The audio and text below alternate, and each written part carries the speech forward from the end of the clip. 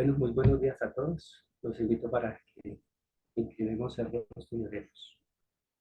Padre, te damos la honra y la gloria porque solamente tú la mereces.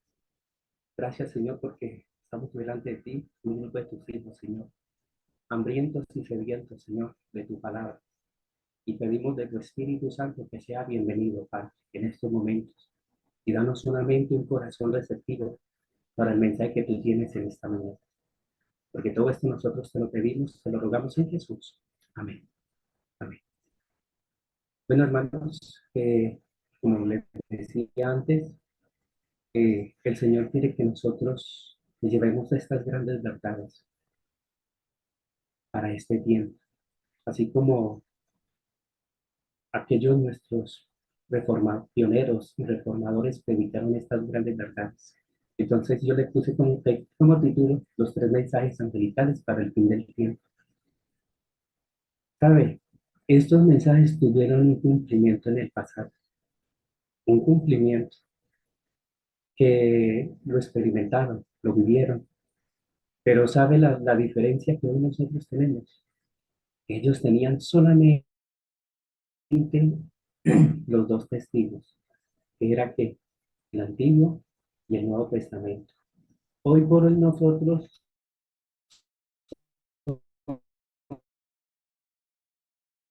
somos tan privilegiados que y hoy por hoy nosotros formamos parte de esa luz.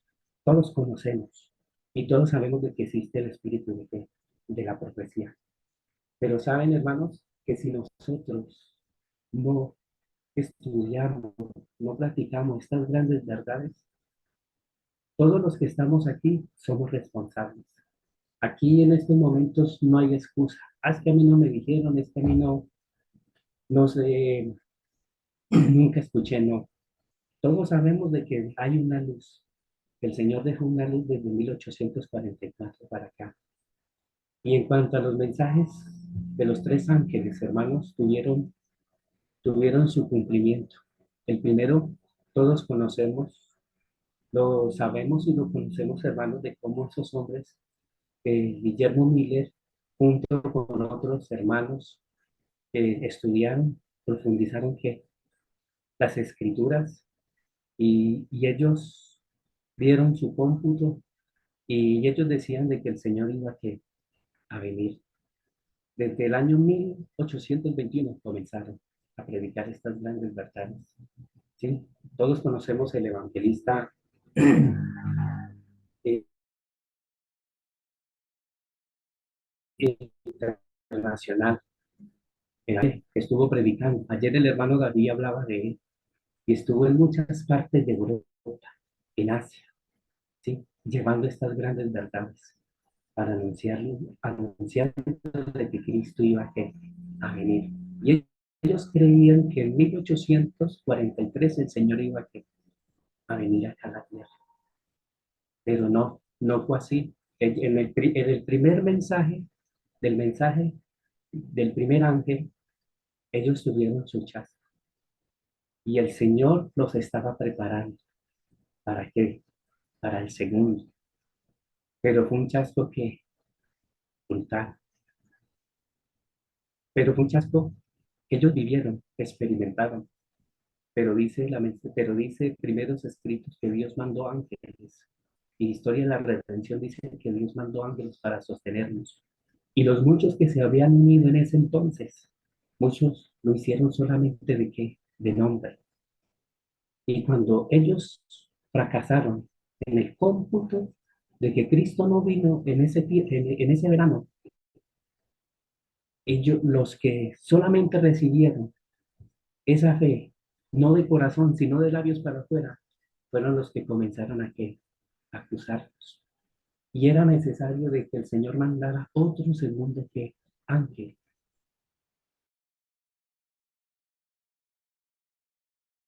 ¿Por qué? Porque el camino a una venida en ese entonces también había que apostasía, había dentro de qué, de las iglesias. Y todo eso, ese mensaje fue predicado cada una de esas iglesias. No solamente, como yo les decía ahora, no solamente fue aquí el despertar que hubo, sino también que en Europa. Y muchos hombres, cuando se predican, tal vez es que el Señor le había dado. Y saben, y lo más bueno, hermanos, que el Señor no cogió a hombres que profesionales con títulos. Dice que el Señor cogió a hombres que humildes. ¿De dónde llamó a Guillermo humilde? Él era un agricultor. Y mire, lo llamó, lo preparó, ¿sí? Y fue un gran predicador en cuanto al mensaje del primer ángel. Y también cuando llegó el segundo ángel, hermanos, él también que comenzó. Entonces Apocalipsis 14, del 6 dice, y vi volar por el medio del cielo otro ángel que tenía el evangelio eterno para predicarlo a los moradores de la tierra, a toda nación, tribu, lengua y pueblo, diciendo a gran voz. Pero tomemos el versículo 7. Cuando Dios le mostró a Juan, allá en la isla de Patmos, esta revelación, este versículo o este capítulo, hermanos, aquí en la Biblia Reina Valera del 60, mire cómo dice, teme a Dios y dale gloria, porque la hora de su juicio ha llegado. Yo tenía una versión, lástima que la presté y nunca me la entregaron. ¿Y sabe cómo decía esa versión? El versículo 7 decía de esta manera, teme a Dios y dale gloria, porque la hora de su juicio es venida. Imagínense, cuando el Señor le mostró a Juan allá en la isla de Patmos, el Apocalipsis, el texto decía de esa manera, hermanos, en el original, teme a Dios y dale gloria, porque la hora de su juicio es venida. O sea, cuando Dios le mostró esa revelación a Juan, le estaba, ¿qué era qué? Para el futuro. Por eso dice, teme a Dios y dale gloria, porque la hora de su juicio es venida en ese entonces. Pero cuando ya llegó en el tiempo de los reformadores, ya dice de esta manera, porque para Juan era que era futuro esa profecía, pero para ellos era que ya era presente. O sea, fue profecía, fue histórica, se volvió que profética para ellos, para ese tiempo. Y dice, teme a Dios y dale gloria, porque la hora de su juicio ha llegado, y adorar a aquel que hizo el cielo, el mar y las fuentes de qué, de las aguas. Ese fue el primer mensaje que Guillermo Miller hizo y los otros hombres que predicaron al mundo. Y después de ese primer chasco que ellos vivieron, hermano, porque fue un chasco que ellos sintieron, porque el Señor no vino en ese verano de 1843, el Señor les manda que otro mensaje, y vemos que es el segundo ángel que dice, y otro ángel le siguió diciendo, ha caído Babilonia, la gran ciudad, porque ha hecho beber a todas las naciones del vino del furor de su fornicación. Esos dos mensajes, hermanos, movieron el mundo, lo movieron. Y miren lo que dice Primeros Escritos en la página 238, hermanos. ¿Sí?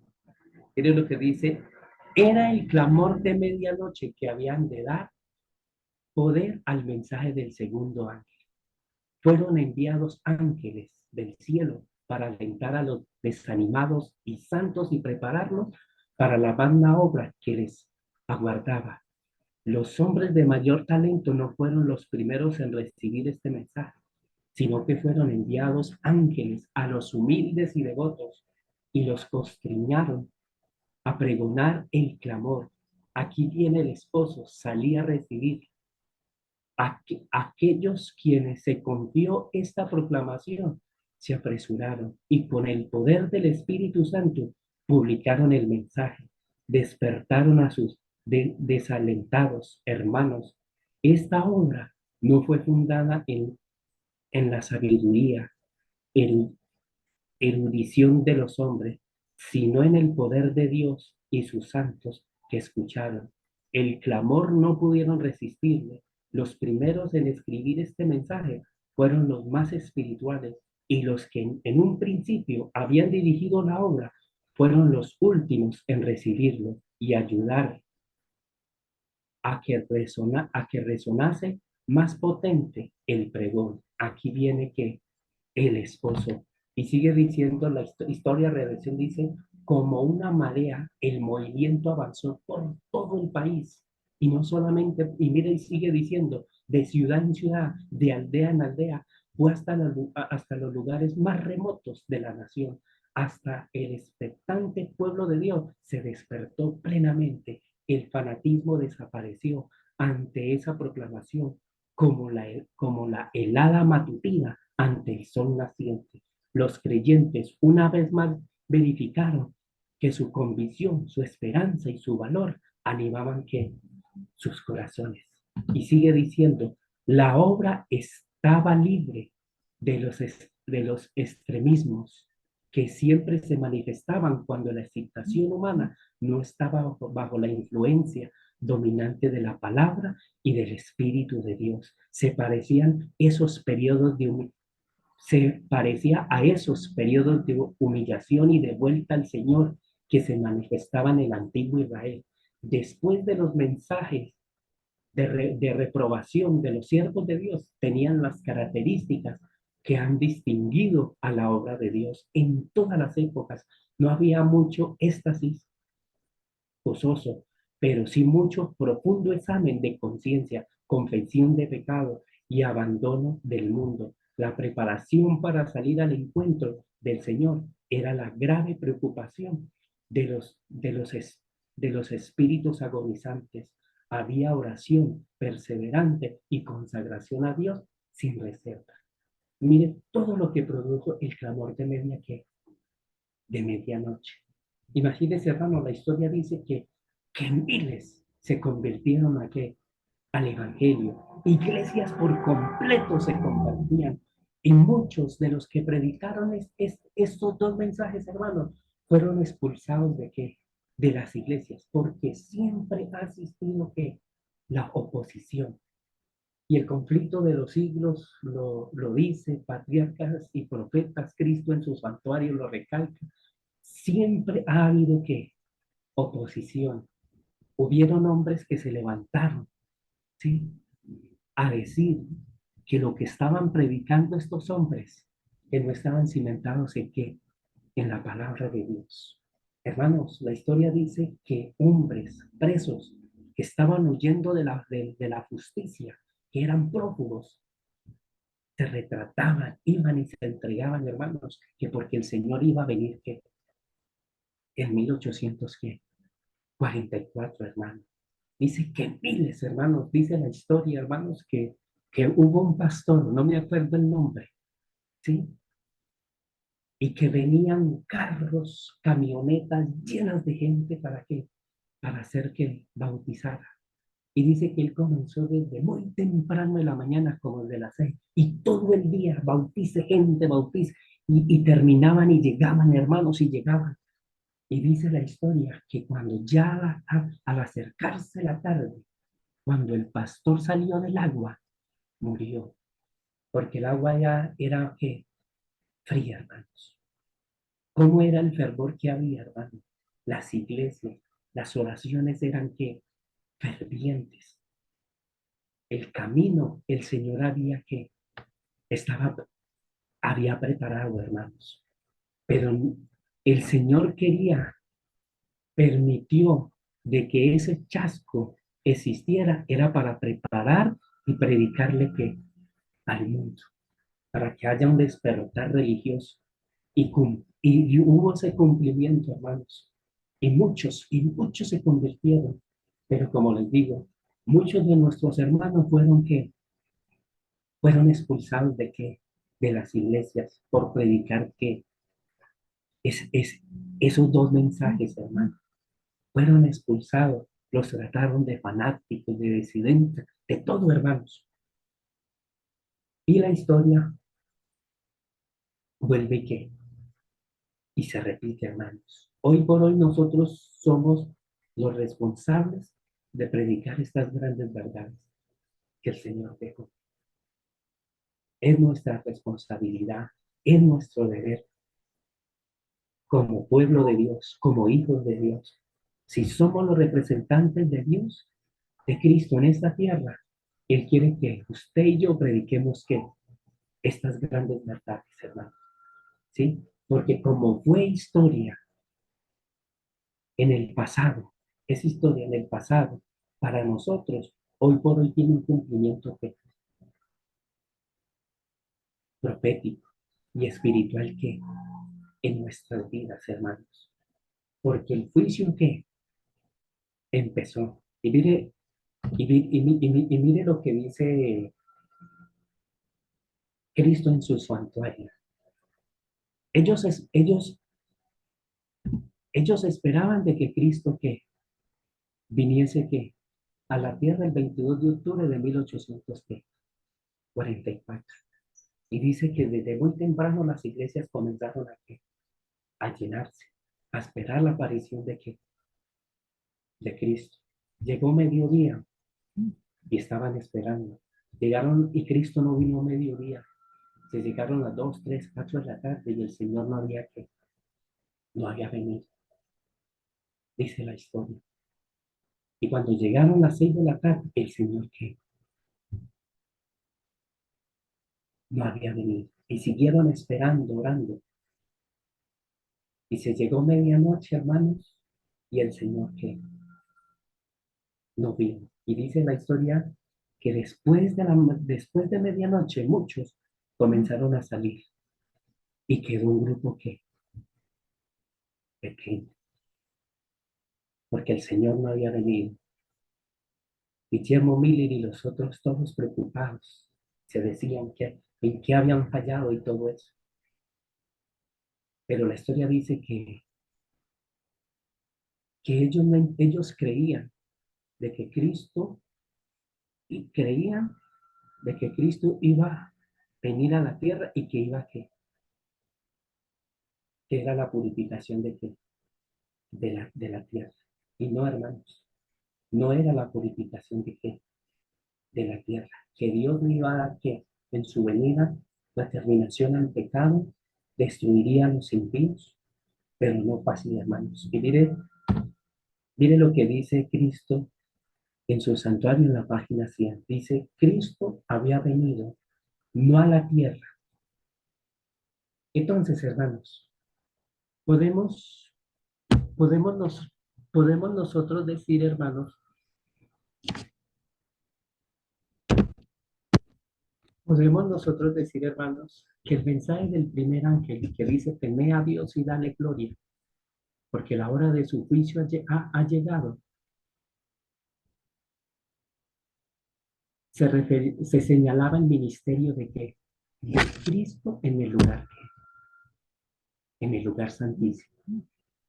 A eso se refería el mensaje del primer ángel. Al juicio que investigador y no la venida de Cristo a la redención de su pueblo y la destrucción de los impíos, hermanos. El error no había estado en cómputo de los periodos proféticos, sino que el evento debía que verificarse el fin de las 2300 tardes y mañanas. Debido a este error, hermano, los creyentes, por la profecía y por todo lo que alguna garantía, la defraudación de su esperanza se había realizado el evento que estaba predicho por el mensaje y que debía cumplirse antes que el Señor pudiese parecer para recompensar a sus siervos. Y mire lo que dice Cristo en su santuario. Cristo había venido no a la tierra como ellos lo esperaban, sino como estaba simbolizado en el lugar santísimo del templo de Dios en el cielo. El profeta Daniel lo representa como viniendo en ese tiempo al anciano de día. Por eso, hermanos, allá en, en Daniel 7:13 dice lo siguiente: estaba mirando en visiones de la noche. He aquí, sobre las nubes del cielo venía uno, parecido al Hijo de qué, del hombre. No vino a la tierra, sino que al anciano de día, y lo trajeron delante de quién, de él. ¿Qué significaba, hermanos? De que Cristo no venía, sino que Cristo pasaba del lugar santo al lugar que santísimo. ¿Cuánto tiempo duró el Señor en el lugar santísimo? Cuando Cristo ascendió al cielo en el año 31, hermano, hasta 1813 duró nuestro Señor en el lugar santísimo. Y en 1844 se termina el periodo de la profecía más larga de la historia. Y estaba proyectando que la hora de qué, del juicio, la hora del juicio, ¿sí? Y esto, lo que nuestros pioneros, Guillermo Miller, entendieron este texto de que Cristo venía ¿qué? A la tierra. Y no venía a la tierra, sino que venía ¿qué? Al anciano de vida. Y si nosotros seguimos leyendo, entonces se sentó y los libros fueron ¿qué? Abiertos. Entonces, es el inicio de qué? Del juicio, del juicio investigador. Y mire lo que dice. Cuando Cristo pasó del lugar santo al lugar santísimo, habían dos compañías, hermanos. Mire lo que dice. Vi dos compañías, la una postrada ante el trono profundamente interesada, mientras que la otra no manifestaba interés y permanecía de pie indiferente. Los que estaban postrados delante del trono elevaban ¿qué? Sus oraciones a Dios y miraban a quién, a Jesús. Miraba él entonces a su padre y parecía interceder para con él. Una luz les transmitía del padre al hijo y de este a la compañía que oraba. Entonces vi una luz excesiva, brillante, procedía del padre hacia el hijo y desde el hijo ondeaba sobre el pueblo que estaba delante del trono. Pero pocos recibieron esta gran luz. Muchos salían debajo de ella y la resistían inmediatamente. Otros eran descuidados y no apreciaban la luz. Esta se alejaba de ellos. Algunos la apreciaban, se acercaban para postrarse con la pequeña compañía que oraba. Esta recibía la luz y se regocijaba en ella, y su rostro brillaba con su gloria. Mire, hermanos, antes de que Cristo pasase, hermanos, el Señor le mostró a su mensajera que dos grupos, una, dio dos compañías. La una estaba posada ante el trono profundamente interesada, mientras que la otra no manifestaba interés y permanecía que, de pie que, indiferente. Ahora, hermanos, eso significa, hermanos, que cuando Cristo iba a pasar estaban estos dos grupos, los que aceptaron sus mensajes en el pasado y los que no que aceptaron. Hoy por hoy pasa que lo mismo, hermanos. Preguntémonos nosotros hoy por hoy, ¿en cuál de las dos compañías nosotros estamos? ¿Estamos en la compañía que está posada ante el trono, profundamente interesada? Preguntémonos, hermanos, hagámonos una autoevaluación, ¿en cuál compañía? ¿O estoy en la otra que no manifestaba interés y permanente y que permanecía de pie, indiferente? ¿En cuál grupo debemos de estar quién? Nosotros. ¿En cuál grupo, hermano? Preguntémonos. Si estoy en la compañía postrada ante el trono, profundamente interesada, hermano, yo debo de estar predicando estos mensajes que el Señor nos dejó a nosotros desde 1844 para acá. Pero mire lo que decía el texto. Y desde el Hijo, dice, esa compañía era iluminada. Dios iluminaba. Venía una luz del Padre al Hijo y del Hijo a esa compañía que oraba. Esa es la luz que el Señor quiere que nosotros que demos. Porque vean, el Padre, el Padre le da la luz a quién? A su Hijo. Y su Hijo le da la luz a quién? Al siervo. Y el siervo debe darle la luz a quién? Al pueblo. ¿Sí? Entonces, si nosotros analizamos, ¿el siervo quién es? ¿A quién representa? A Helen White. Imagínense. Dios el Padre le da la luz a su hijo y su hijo a quién? A su siervo y su siervo da la luz a quién? Al pueblo. Pero dice, hermanos, que muchos de ellos muchos salían debajo de quién de ellos y la resistían inmediatamente. Otros eran descuidados y no apreciaban que la luz. Mire, que no nos esté pasando a quienes, a nosotros, hermanos. Otros eran descuidados y no apreciaban la luz y esta se alejaba de quién? De ellos. Y mire lo que dice, hermanos. Y sigue diciendo, cuando Cristo pasó del lugar santo al lugar santísimo, hermanos. Y mire lo que dice, vi al Padre levantarse del trono y en un carro de llama entró en el lugar santísimo. ¿Quién entró primero? El Padre. Y dice, al interior del velo se sentó. ¿Quién? El Padre. Entonces Jesús se levantó del trono y la mayoría de los que estaban prosternados se levantó con él. Y no vi un solo rayo de luz pasar de Jesús a la multitud indiferente después que se levantó. Y esa multitud fue dejada que en perfecta tinieblas. Los que se levantaron cuando se levantó Jesús tenían los ojos fijos en él mientras se alejaba del trono y los conducía un estrecho.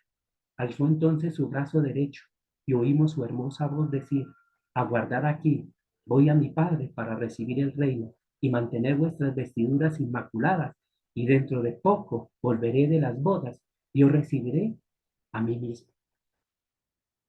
Mire el proceso, hermanos, que nosotros debemos de qué? De saber, de conocer, ¿sí? La multitud que pasa con Jesús a dónde? Al lugar santísimo. Predica esas grandes verdades. Deben de estar predicando, debemos de estar predicando esas verdades.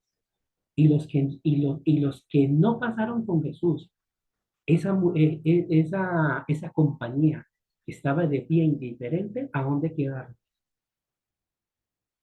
En el lugar que santo. Y saben, en primeros escritos y patriarcas y en primeros escritos, historia de redención, dice que sus oraciones ya no son válidas, porque Cristo ya no está aquí, en ese lugar. Ahora nosotros tenemos que dirigirnos a dónde? Hacia el lugar santísimo.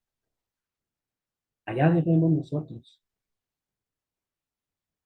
allá nosotros debemos que dirigirnos, hermanos, porque nosotros tenemos una gran tarea, una gran responsabilidad para este tiempo. Y estas grandes verdades, esa multitud debe de estar compartiendo esa luz que emana del Padre al Hijo y del Hijo a quién?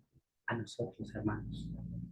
Porque este es el momento, hermano, de nosotros de estar predicando estas grandes verdades, de que el mundo que sepa, hermanos, de que hay un juicio, hermanos. Nuestros mensajes deben ir acompañados de qué? Del juicio. Porque hoy por hoy muchos están predicando de que Cristo viene, pero no le estamos predicando de lo que está pasando antes de que venga su venida. Y sigue diciendo, hermano, luz desde el santuario. ¿Y cuáles fueron, hermanos? Ah, hermanos, todos nosotros, desde 1844, miren las luces. Me faltó ver puesto ahí un punto. En 1844, hermano, se restaura la verdad de que del santuario. En 1844 se da el mensaje del primer ángel y del segundo. Y en 1844 empieza que el mensaje del tercer ángel.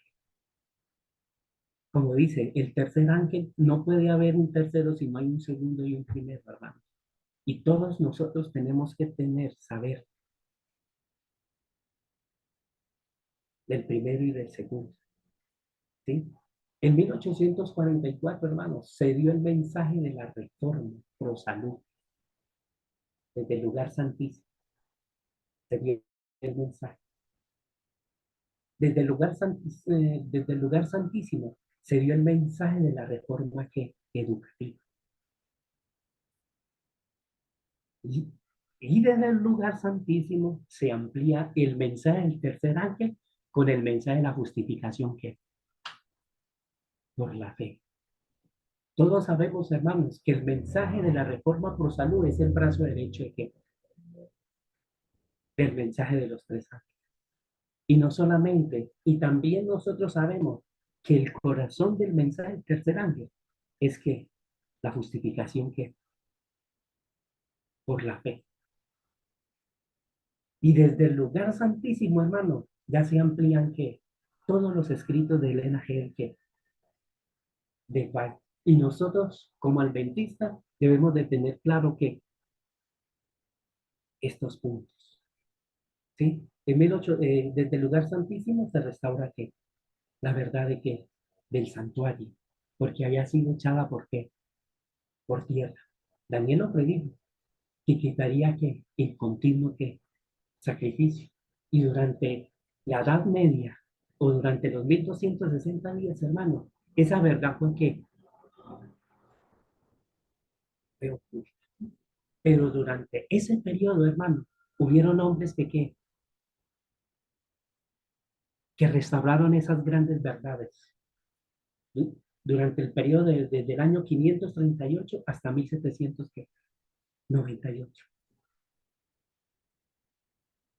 Hubieron hombres, los pioneros, ellos volvieron y que fueron restaurando el altar, el, el ábaco,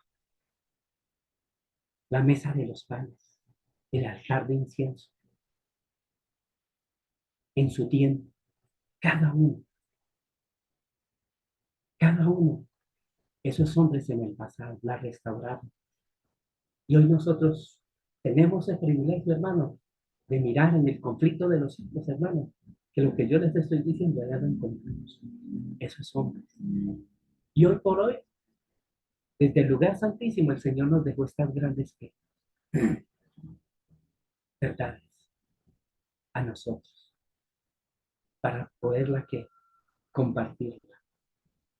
Tristemente, hermanos, que en nuestras iglesias no se están predicando estos temas, ¿sí? No se están predicando. Y nosotros, si no se están predicando por nosotros mismos, tenemos que investigar estas grandes verdades. Porque ahora, hermano, mire lo que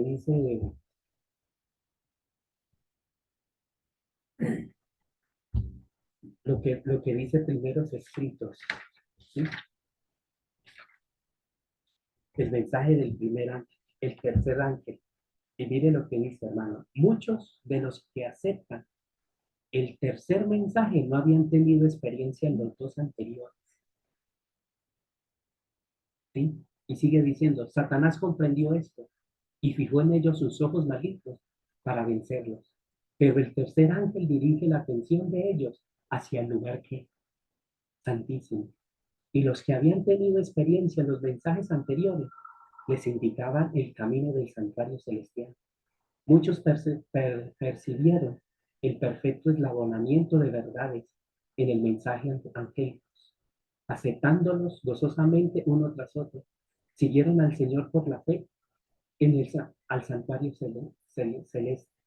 Estos mensajes me fueron representados como una ancora para el pueblo de Dios, quienes los comprendan y aceptan, quedarán libres de verse arrastrados por los muchos engaños de Satanás. Bueno, hermanos, si no tuvimos esa experiencia, hermano, ahora tenemos que estudiar, escudriñar qué. y entender el primero y el segundo que ángel, hermano. Pero saben una cosa, hermanos, Satanás hará todo lo imposible para que, para entretener que al pueblo de Dios. ¿Sabe? En testimonios para los ministros, dice él que si ellos leyeran y entendiesen el espíritu de profecía, dice ellos, que ellos perderían mucho avance, ya no tendrían dominio sobre quién, sobre nosotros. Pero Satanás está haciendo lo imposible para entretenernos en cualquier cosa, menos en estas grandes verdades. Y miren lo que dice, hermanos, mensajes selectos. Tomo 2 en la página 120. Dice, el primer mensaje y el segundo se dieron en 1843 y 44. Y mire, es verdad presente. Mire lo que dice. Y ahora estamos bajo la proclamación del tercero. Pero aún ahora hay que seguir proclamando los tres mensajes. Ahora es tan esencial como en cualquier tiempo pasado que se repita. A los que están buscando la verdad, debemos hacer resonar su proclamación mediante la pluma y la voz. Debemos mostrar su secuencia y la aplicación de las profecías que nos conducen al mensaje del tercer ángel. Hermanos, es verdad presente, sigue vigente. Eso no fue para el pasado, hermanos. No. Dice ella, ahora estamos bajo la proclamación del tercero, pero ahora aún hay que seguir proclamando los tres mensajes. Ahora es tan esencial como en cualquier tiempo que pasado, que se lo repite. Esa es la tarea que nosotros tenemos para este tiempo del fin, hermanos. Hermanos, cuando usted y yo comenzamos a estudiar y aprender estas grandes verdades y a compartirlas, hermanos, pasa la misma historia que pasaron que nuestros primeros, ¿sí? Nos van a tratar de disidentes. Allá en la primera visión, en primeros escritos, el primer capítulo, hermanos, Elena de White no quería aceptar, ¿sí? El mensaje. Ella no quería, y no quería presentarlo. Pero el ángel, ¿sabe qué dice? El ángel le dice a ella, lo que te fue revelado debe de darlo a revelarle a quién, a los otros. Y el ángel le dice, usted va a ser vituperada, va a ser rechazada, va a ser puesta ¿qué? A un lado por revelar estas grandes verdades, imagínense, le dijo el ángel. ¿Y sabe qué le dijo el ángel? Bástate la gracia de Dios, Él te sostendrá. Esas mismas palabras, hermanos, son para nosotros, hermanos. Así como hicieron a un lado a su mensajera, a su profeta, hoy por hoy nosotros nos están haciendo ¿qué? A un lado. Pero basta de la gracia de Dios en nuestra vida, que Él que nos sostendrá. No importa, hermano, lo que nosotros nos diga, hermano. Nosotros debemos de desprendernos de toda mano, excepto de las manos de quién, de Cristo. Excepto de las manos de Cristo, hermano.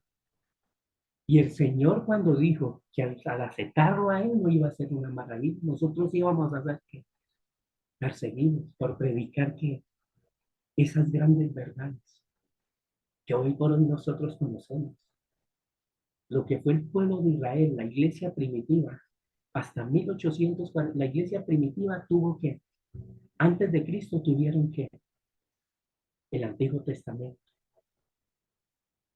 Los discípulos, la iglesia primitiva, hermano, predicaron que lo que Jesús había hecho, sus hechos, cuando estuvo acá en esta tierra, hermano, los pioneros y los reformadores, hermanos, habían aquí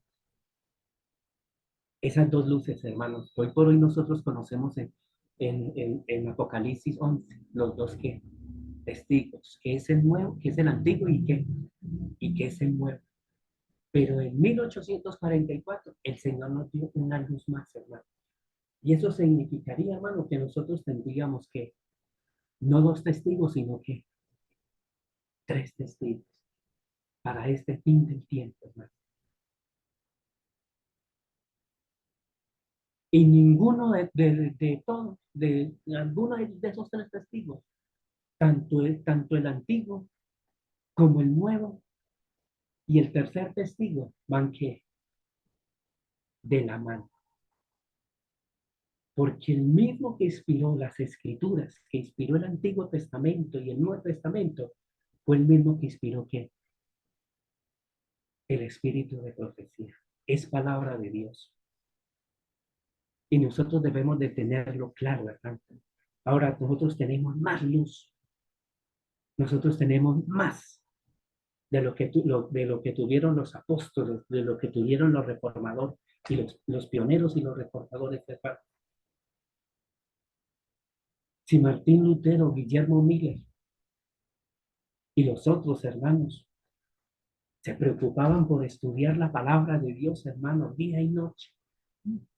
Ahora nos toca más a nosotros más estudiarla día y noche para nosotros poder tener ese mismo conocimiento.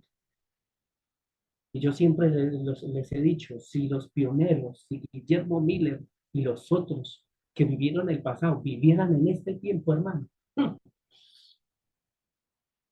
si con solo los dos testigos que tuvieron en su época, hermano, sacudieron al mundo. Usted se imagina por este tiempo si ellos vivieran. Pero como ellos no están, ahora nos toca que esa tarea a nosotros. Así, mis hermanos, pidámosle al Señor que nos ayude a aferrarnos, a estar cimentados en esa roca de que es Cristo Jesús. Y el apóstol Pablo dijo que nada nos podrá separar de qué, del amor de quién, de Cristo, hermano. Así nos costa la vida, hermanos, pero no debemos de qué, de renunciar, porque las cosas que tiene Cristo para nosotros, nuestra mente finita no es capaz de qué, de captarlas, hermanos, de pensar. Así, hermanos, que el Señor les guarde y les bendiga y vamos a orar. Padre, gracias, Señor, por estas grandes verdades que tú nos has dejado, Señor. Y hoy por hoy, Señor, tú nos has llamado, Señor, de las tinieblas a la luz admirable. Y hoy por hoy nosotros somos los depositarios de estas grandes verdades que tú dejaste. Y tú quieres, Señor, de que tu pueblo, tu iglesia y el mundo conozcan estas grandes verdades, Señor. Perdónanos, Señor, si nosotros hemos sido negligentes en cuanto a estos mensajes. Pero gracias, Señor, a esa misericordia, tú nos das el privilegio, Señor, de avanzar, Señor, de ahora en adelante, Señor, y de predicar estas grandes verdades y anunciarle, Señor, al mundo de que hay un juicio y de que muy pronto va a terminar, Señor. Síganos bendiciendo, síganos guardando, Señor, y que tu presencia vaya delante de nosotros. Porque te lo pedimos, te lo rogamos en Jesús. Amén y amén.